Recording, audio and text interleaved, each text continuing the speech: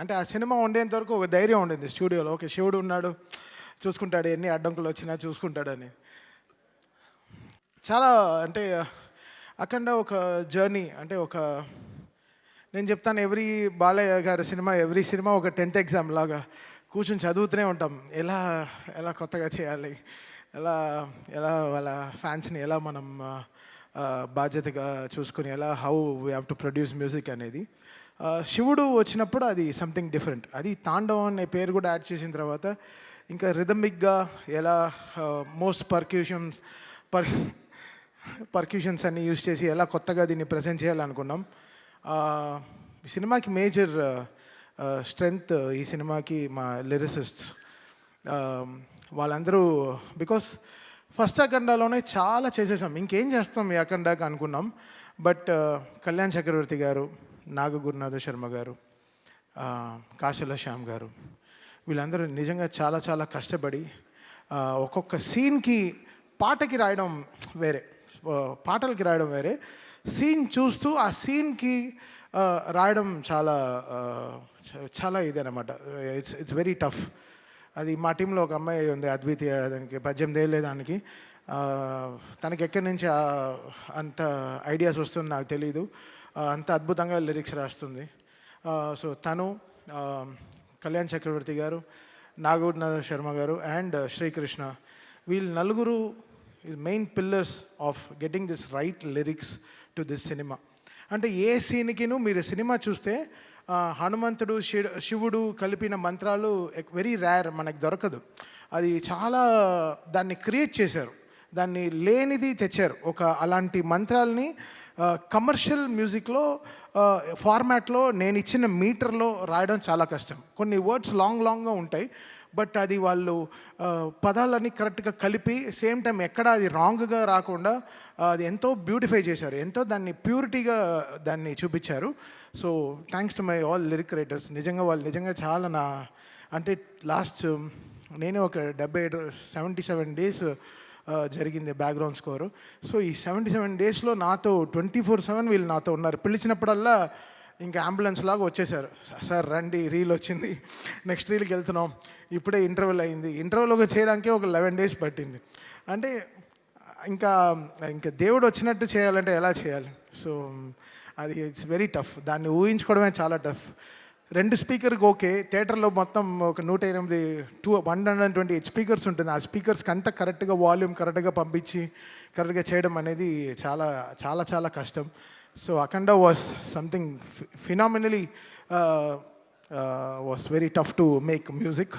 And 9 పాటలు చేయడం, so దాంట్లో జాజికాయ లాంటి ఒక కమర్షియల్ సాంగ్ చేయడం, అఖండ తాండవం అనే పాటలో కైలాష్కర్ గారు అండ్ శంకర్ మాధవన్ గారు పాడడం, సర్వేపల్లి సిస్టర్స్ గారు, సో వాళ్ళు రావడం, వాళ్ళు ఆన్ బోర్డ్ రావడం, దాని తర్వాత సౌందర్య ఐశ్వర్య సిస్టర్స్ వాళ్ళు రావడం, శ్రేయా ఘోషల్ గారు పాడడం, బ్రిజేష్ వాళ్ళు పాడడం.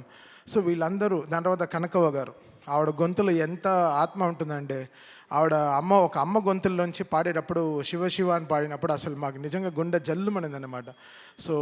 సో ఇన్ని మంది సింగర్స్ వీళ్ళందరూ లేకపోతే ఈరోజు ఇంత పేరు నేమత్ర ఏం తీసుకుని ఏం చేసుకుంటా. సో వీళ్ళందరూ కారణాలు ఈ సినిమాకి. వాళ్ళందరూ లేకపోతే నేనేం లేను. సో వీళ్ళందరూ చాలా కష్టపడ్డారు ఈ సినిమాకి.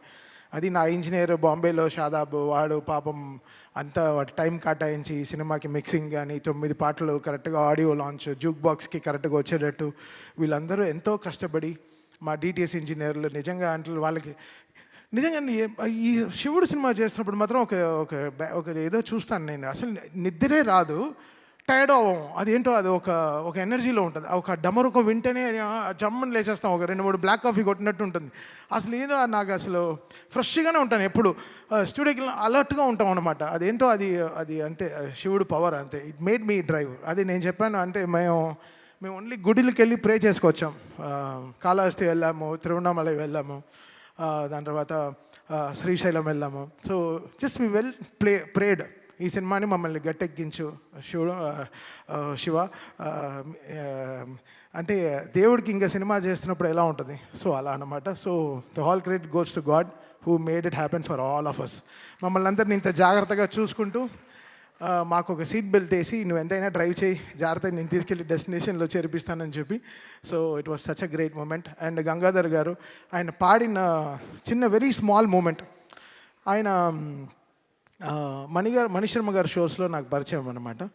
ఆయన ఆయన పాడే పాటలు అసలు వైబ్రెంట్ అవుతుంది, మా డ్రమ్సే బయట వినిపించదు. సో ఆయన కంఠం అనేది చాలా స్ట్రాంగ్.